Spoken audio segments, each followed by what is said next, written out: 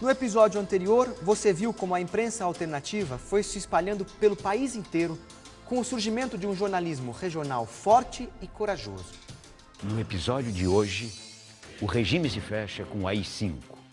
As publicações se multiplicam no exílio. 13 de dezembro de 1968. A junta militar publica o AI-5, arrochando ainda mais o regime. A partir daí, os militares se deram o direito de decretar o recesso do Congresso Nacional, intervir nos estados e municípios, cassar mandatos parlamentares, suspender por 10 anos os direitos políticos de qualquer cidadão, suspender a garantia do habeas corpus. Aqui e ali, os jornais tradicionais ainda tentaram resistir ao arbítrio, como neste editorial do Estado de São Paulo, Instituições em Frangalhos, que provocou a ira dos militares. No Jornal do Brasil, no Rio de Janeiro, na noite do dia 13, enquanto a diretoria no escritório mostrava aos censores a edição do dia seguinte, jornalistas faziam um outro jornal nas oficinas. Entraram 3 censores, majores do Exército, fardados, se apresentaram como encarregados de pôr em execução o ato institucional número 5. Eles sentaram-se, nós começamos a submeter eles todos os originais e todas as provas, mas nós fazíamos um outro jornal lá embaixo. Um jornal que era feito como nós estávamos pensando. E aí foi um jornal praticamente de gozação na censura. Desde a primeira página, onde a gente botou a previsão do tempo, a famosa previsão do tempo, nuvens negras ameaçam o país, fotografias na página de esporte de uma criancinha derrubando um gigante com judô, numa outra página um gorila, e assim por diante. Passamos ao leitor a impressão de que aquele não era o jornal que ele estava acostumado a ver e ele devia, a partir daí, começar a preocupar-se com o que estava nas entrelinhas.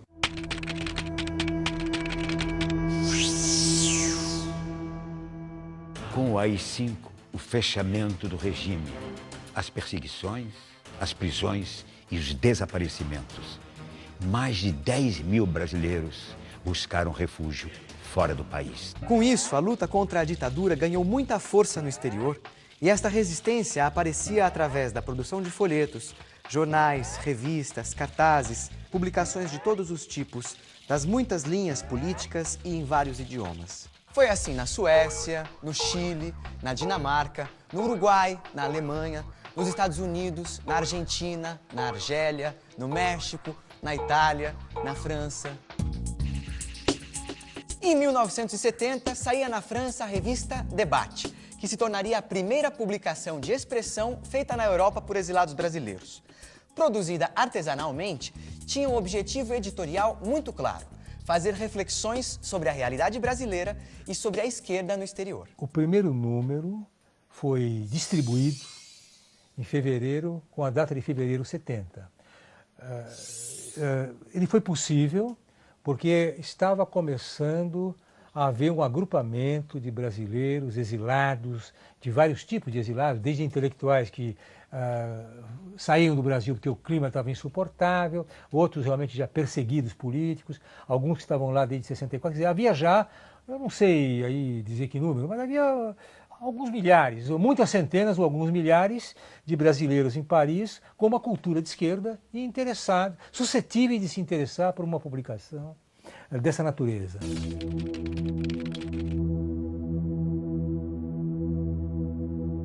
Aí tem uma ação planejada, que seria uma ação de grande impacto, que era a saída da marca do quartel.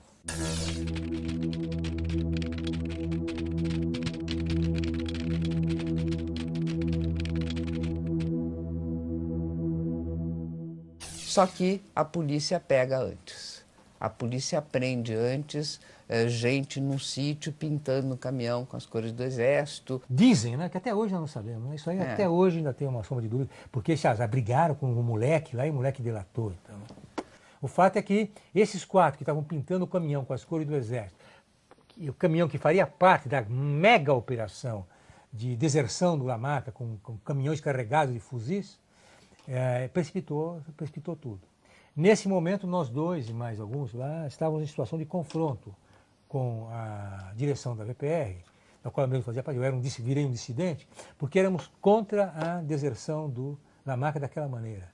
Achávamos que aquilo ia chamar sobre nós o peso da ditadura. Sobretudo sem esquecer que dia 13 de dezembro, tinha acabado de correr, quer dizer, dia 13 de dezembro foi o ato 5, que nós interpretamos, não precisa nem muita lucidez para dizer, isso aí é carta branca para eles nos massacrarem. Não? Primeira consequência do ato 5 cai em cima da gente com tudo. Prender periferia, amigos, família, tudo. Eles têm carta branca para fazer qualquer coisa. Disso nós tínhamos consciência. Então, eu falei, agora é a hora de afundar na clandestinidade. Neste mesmo início dos anos 70 da revista Debate na França, também no Chile, a resistência pela imprensa ganhava fôlego com a publicação das Cartas Chilenas, criadas pelo jornalista mineiro José Maria Rabelo. Então vamos lançar as Cartas Chilenas. Está aqui. Cartas Chilenas Segunda Época. Que era retomada. Tá. Era a retomada da experiência dos Inconfidentes na denúncia das arbitrariedades do regime imperial. E nós dissemos, e nós estamos vivendo de novo, isso era no governo Médici. Eles chamavam o governador lá de fanfarrão Minésio. E nós então dizemos, nós temos um outro fanfarrão que está na presidência da República. Foram 7 números que nós tiramos. Era de denúncia da situação brasileira, para alimentar os movimentos de esquerda no Chile. Com a eleição de Salvador Allende, o primeiro presidente socialista da história, eleito pelo voto direto, o Chile virou pouso certo para os exilados brasileiros. E por lá circularam publicações de todo tipo, como Brasil Hoy, de janeiro de 1973, e que trazia na capa Angela Davis, ativista negra norte-americana, com uma dura mensagem aos militares brasileiros. Envío al pueblo brasileño todo mi apoyo y solidaridad en su lucha contra el terror y la violencia, desencadenados en el país por la dictadura militar fascista.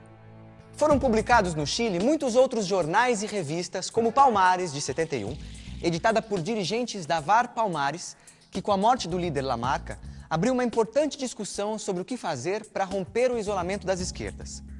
Outras publicações feitas por brasileiros em território chileno, temas e debates, campanha, unidade e luta. E o que nós fazemos lá, primeiro essa unidade e luta, tem vários exemplares aqui, que é muito pretensioso esse jornal. Pretensioso porque nós queríamos tão somente a reunificação dos marxistas-leninistas brasileiros. Só isso? Só isso, né? É pouco. Porque você sabe, né? A esquerda, ela tinha aquele... É igual aquela névoa, né, que se divide em muitos pedaços, né? Na Bélgica, era produzido o jornal Correio Sindical, ligado ao Partidão. Órgão pelas liberdades sindicais no Brasil. Então era a mesma finalidade democrática, era lutar para tirar as intervenções dos sindicatos. Além dos jornais e revistas, surgiram dezenas de cartazes com diferentes mensagens e denúncias. Este, inclusive, denunciando a condenação à pena de morte de um preso político brasileiro, coisa que pouca gente se lembra. Não tenho outra alternativa. Solo acribillándome a balazos podrán impedir minha vontade de cumprir o programa de pueblo. Com o golpe do general Pinochet em 73, milhares de exilados brasileiros deixaram o Chile da maneira que deu.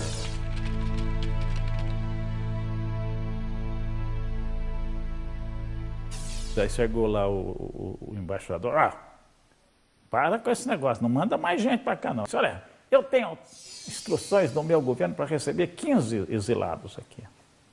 2, 3 dias já eram 40. Em certo momento eram 360 por aí. Bem que o embaixador do Panamá tentou organizar a avalanche de gente que se dirigiu à embaixada. Um apartamento de 1 sala e 2 quartos. Quando a gente foi para lá, já não dava mais praticamente para entrar. Dava deitar, não dava mal. O embaixador entrava pela janela do térreo, o embaixador do Panamá, que foi muito solidário, muito solidário. Foi preciso estabelecer uma ordem militar, né, que você mexer lá dentro. E foi muito bonito que nós conseguimos, e eu era até do comando do grupo, sabe?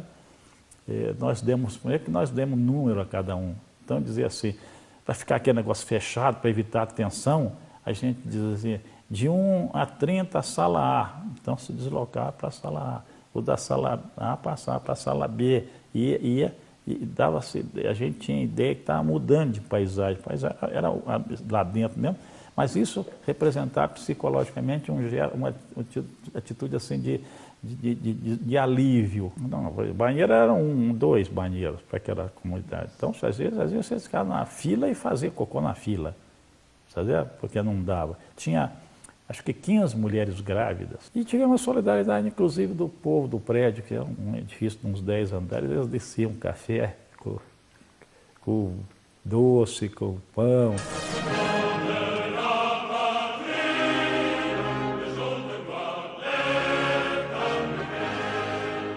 Foi lá o cônsul francês, sabe? Levando o asilo para mim e para outros brasileiros, outros chilenos brasileiros. Eu falei, monsieur l'ambassadeur, il y a aucun problema, encore un problema. Disse, que problema? Eu não posso sair sozinho deixando a família aqui no Chile. Ele falou assim, família? E quantos são? Eu falei assim, minha mulher e 6 filhos. Não, monsieur Rabelot, c'est pas possível, c'est un problema terrível, nós vamos para de disponibilité pour vous recevoir lá. Eu já me disse, eu não posso sair deixando a família aqui, por favor, fala lá. Não, fala com o embaixador lá para dar um jeito e tal. Aí ele volta lá e diz, monsieur Rabelot, o problema é resolvido. O embaixador concordou. Agora, por favor, não arruma mais parente, não. Entendeu? E aí fomos até o aeroporto, ainda sob a jurisdição do governo panamenho, no carro do embaixador panamenho. Sabe? A minha mulher, com os outros, foram em carros das Nações Unidas e nos encontramos com o embaixador francês no aeroporto, que nos recebeu como exilados, já como exilados franceses. Em todo o continente americano foram surgindo publicações e cartazes de denúncia e resistência à ditadura brasileira. No Peru, o convite para participação em Semanas de Solidariedade. Na Argentina, o movimento sindical publicava o Correo del Brasil, com a capa coalhada de denúncias. Na Costa Rica, os 4 generais presidentes ocupavam a capa do boletim do Conselho de Paz e Solidariedade ligado à Igreja Católica.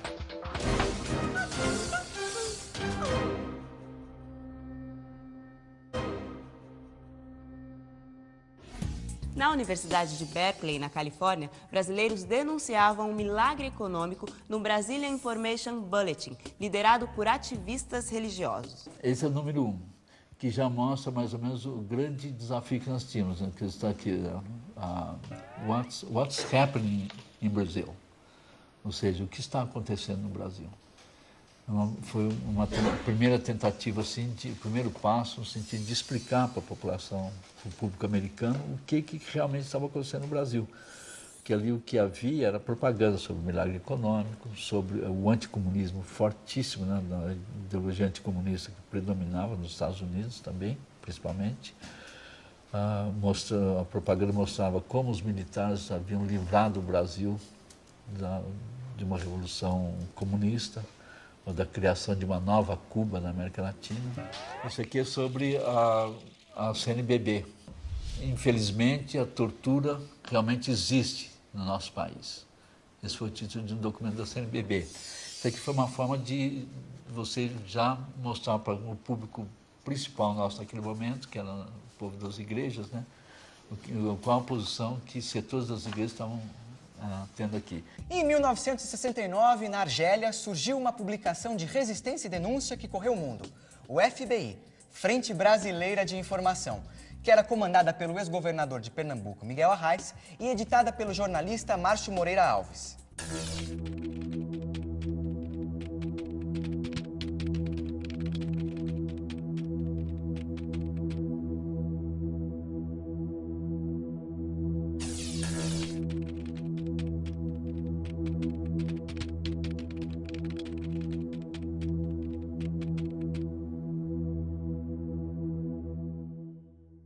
E era necessário uma agência de informação literalmente, entre os exilados que estavam espalhados em muitos países do mundo. E era necessário também mobilizar o mundo contra a ditadura que piorava a cada dia. Então se inventou essa agência, que foi na Argélia que ela foi criada, com esse nome que todo mundo dava risada, mas todo mundo gostou, posteriormente, eu sei que todo mundo gostou, que se chamava FBI, Frente Brasileira de Informações, mas que era para tirar um sarro na grande organização policial dos Estados Unidos, que era a FBI, estava em todos os jornais, quer dizer, todo mundo falava em si, FBI, atrás da gente. Mas o FBI foi muito importante porque ele se reproduziu em vários países. Tinham um centro, que era a Argélia, mas se reproduzia, que era feito em francês. Mas depois foi feito no Chile, por exemplo, em espanhol, foi feito alguns nos Estados Unidos, foram feitos na Bélgica, poxa vida, na França, na Itália, ou seja, foram feitos, eles circulavam mais ou menos em 17 países. E era uma espécie de frente de oposição unida. Na Europa, a Itália, que não reconhecia os refugiados políticos como a França, acabou dando uma contribuição da maior importância para a resistência à ditadura brasileira através de diferentes formas de comunicação. A condenação da ditadura brasileira pelo Tribunal Internacional Bertrand Russell, por exemplo, repercutiu no mundo inteiro. A ação na Itália tinha também algumas peculiaridades bem interessantes e pouco conhecidas. Cartazes eram produzidos até em cidades minúsculas. A Itália tem 8.000 municípios e como é consolidada através da história, todas as cidades têm 500 anos, 1.000 anos, 2.000 anos, 3.000 anos, elas são muito... tem um espírito histórico muito acumulado, aonde se mobilizava, criava grupos de luta, de solidariedade aos combatentes brasileiros, a democracia brasileira contra a ditadura. Bom, por que acontecia isso? Precisa entender. Porque tinha um imenso partido comunista que tinha ramificação em todas as cidades que nos apoiavam. E depois, a Igreja Católica. A Igreja Católica, que estava em choque com a ditadura brasileira, pelo menos uma parte da Igreja Católica, isso refletia no catolicismo italiano, que é muito forte. Na França, a partir de 1974, era bem intensa a movimentação de exilados brasileiros. O jornalista Franklin Martins chegou a criar uma revista. Essa revista ela teve um papel importante porque ela agrupou como referência teórica um setor grande da esquerda brasileira que estava em autocrítica do militarismo e, ao mesmo tempo, começava a defender liberdades democráticas, a necessidade de uma frente democrática no país, a luta pela Assembleia Nacional Constituinte. Esse número aqui, de janeiro de 73, tem nota sobre a atual conjuntura, pelo Comitê de Redação, que eu acho que foi o Ricardo Azevedo que fez. Resolução sobre o trabalho nos sindicatos, é um documento da MR8. Enviados à Albânia pela direção do Partido Comunista do Brasil, o PCdoB, Bernardo e Olivia Joffre, que se conheceram, se apaixonaram e se casaram na clandestinidade, trabalhavam na Rádio Tirana com suas transmissões especiais para o Brasil. O programa era um programa de 1 hora, que era transmitido às 20 e às 22 horas, horário de Brasília. Só um detalhe, a rádio se chama Tirana porque é o nome da capital da Albânia, a cidade de Tirana.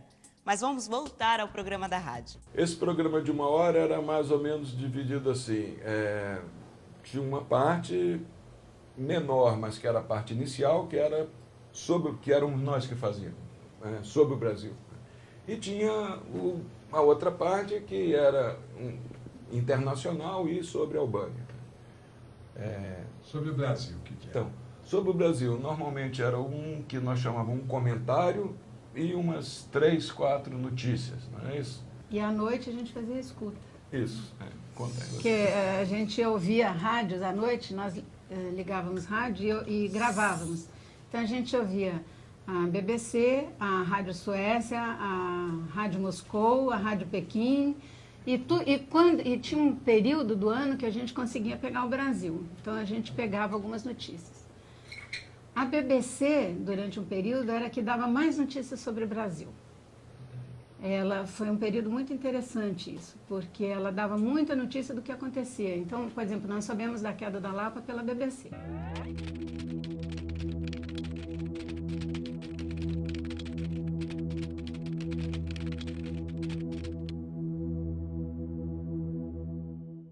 Era uma locutora que eu conheci depois no Brasil, que era Jean Rocha, que eu conheci no Sindicato dos Jornalistas depois. Aí eu disse para ela, você nem sabe, mas você foi minha amiga durante 5 anos, porque eu te ouvi todinha. Ela é ótima.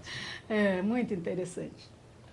E a gente ouvia, então, quando o Herzog morreu, também teve um ano depois da morte do Herzog, um programa em que puseram a voz dele, porque ele tinha trabalhado na BBC, então muito emocionante, né? Então eles fizeram um serviço democrático interessante nesse período. Tudo isso numa época de comunicação muito difícil. Só para lembrar, não existia internet, e-mail, Twitter, Facebook, sem contar a saudade. Você tem saudade de tudo. Olha, por exemplo, você come hoje em dia goiabada com queijo catupiry, nenhum de nós come. No exílio, goiabada com queijo catupiry era um negócio.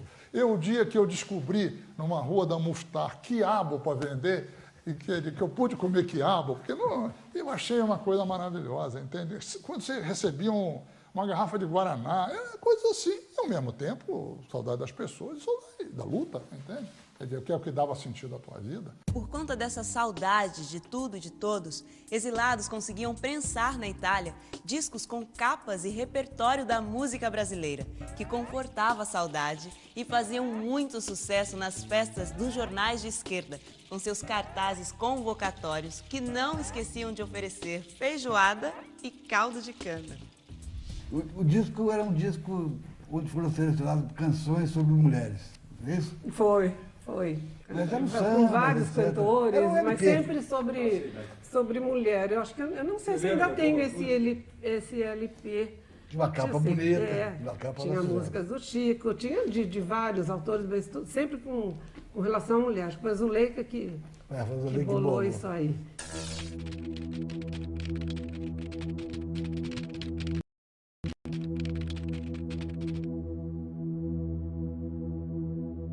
Um trabalho e um compromisso que até hoje emocionam os protagonistas dessa história.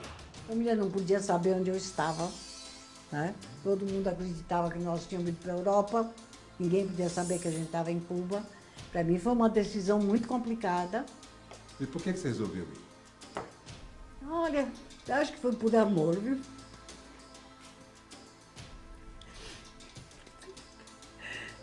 Desculpe, mas me incomoda. Não se incomoda. Amor ao marido, amor à causa? Amor ao marido, mais ao marido nesse momento do que da causa. Eu era colaboradora, né? Ali a nossa casa era um aparelho. No próximo episódio, você vai conhecer as publicações clandestinas feitas por militantes que chegaram a viver 10 anos seguidos na clandestinidade. 118. Tudo aqui. Com licença, um minutinho só. Tá. Foi nessa casa que o jornalista Carlos Azevedo e sua esposa, Maria Lúcia, viveram aqui em Campinas durante 5 anos, enquanto estavam na clandestinidade.